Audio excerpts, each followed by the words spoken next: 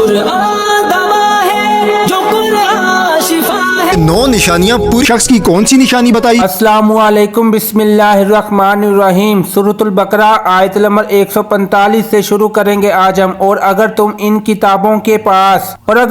किताबियों के पास हर निशानी ले आओ तो भी वो तुम्हारे किबले की पैरवी ना करेंगे और ना तुम उनके किबले की पैरवी करो, और वो आपस में एक दूसरे के किबले के ताबे नहीं है। और ऐ सुनने वाले, अगर तेरे पास इल्म आ जाने के बाद तू उनकी ख्वाहिशों पर चला तो उस वक्त तू जरूर ज्यादती करने वाला है। जिन अहले किताब के दिलों में अनाद और सरकशी है, आप उसके पास किबले की तब्दीली के मामले में अपनी सच्चाई पर दिलालत करने वाली हर निशानी ले आएं तो भी वो आपके किबले की पैरवी नहीं करेंगे, क्योंकि उनका आपकी पैरवी ना करना किसी शोबे की वजह से नहीं बल्कि दलील बयान करके जाहिर किया जा सके, बल्कि आप उसे अनायत रखने और हसद करने की वजह से ऐसा कर रहे हैं। हालांकि वो अपनी किताबों में मौजूद आपकी ये शान जानते हैं कि किबले की तब्दीली के मामले में आप हक पर हैं। हसद बड़ी खबीस शय है कि इसके होते हुए आदमी हक से अंधा हो जाता है, और जिसके सीने में हजूर पर नूर सल्लल्लाहु अलैहि वसल्लम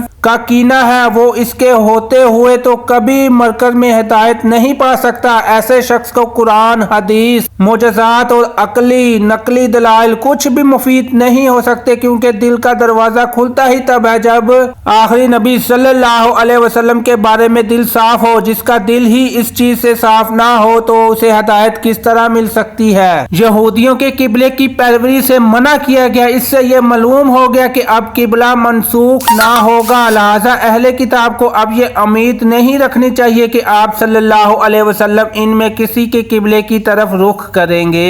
ए हबीब, अहले किताब आपके मुखालफत करने में तो मुनफिक है, लेकिन किबले के मामले में ये खुद भी एक दूसरे के मुखालिफ हैं, और जिस तरह इनसे ये उम्मीद नहीं की जा सकती कि वो आपसे मुनफिक हो जाएं, इसी तरह इनके आपस में मुनफिक होने में कोई उम्मीद नहीं की जा सकती। यहूदो निसारा दोनों बैतुल मुकद्दस को किबला मानते हैं, मगर जो और ईसाई इसके मशरिक मकान को किबला मानते हैं। ये उम्मत को खताब है कि खाना काबा के किबले होने के बाद अगर किसी ने बैतुल मुकद्दस को किबला बनाया तो वो जालिम है। क्या जानते हो कि इस्लाम को क्या चीज ढालती है, यानी इस्लाम की इज्जत लोगों के दिल से दूर कर दी है? मैंने कहा नहीं।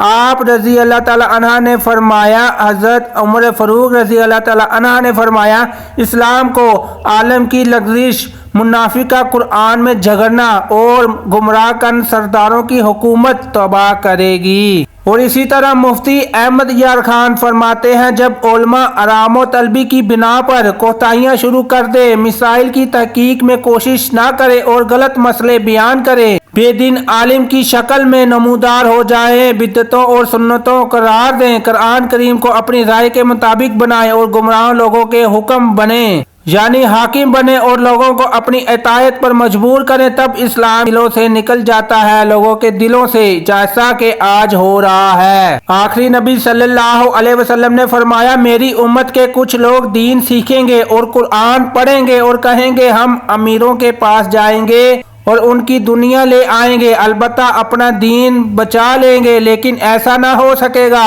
जैसा बबलूल के दरख्त के कांटे ही चुने जाते हैं, ऐसे ही अमीरों के करीब से नुकसान ही होगा। यानी आप अंदाजा लगाए कि हजूर की उम्मत लोगों को कुरान की इल्म सीखने के बाद अमीरों के पास और उनसे पैसा मांगेंगे, दौलत मांगेंगे, तो ये ख्याल करेंगे कि हम अपना ईमान बचा लेंगे, लेकिन वो अपना ईमान ना बचा सकेंगे। जैसे दरख्त के कांटों के पास जाओ तो वो तुमको जख्म देंगे, तुम्हें नुकसान पहुंचाएंगे, ऐसे ही अमीरों के कुर्ब से नुकसान ही होगा। तो खुदारा बचे। जज़ाकल्लाह। आपको ये वीडियो कैसी लगी कमेंट में अपनी राय का इजहार जरूर करें और बताएं आपको ये वीडियो कैसी लगी, और किसी अल्फाज में कोई गलती हो गई हो तो माजरत माफ कर दीजिएगा। इससे अच्छी वीडियो देखने के लिए चैनल को सब्सक्राइब और लाइक और बेल आइकन क्लिक कर दें। शुक्रिया।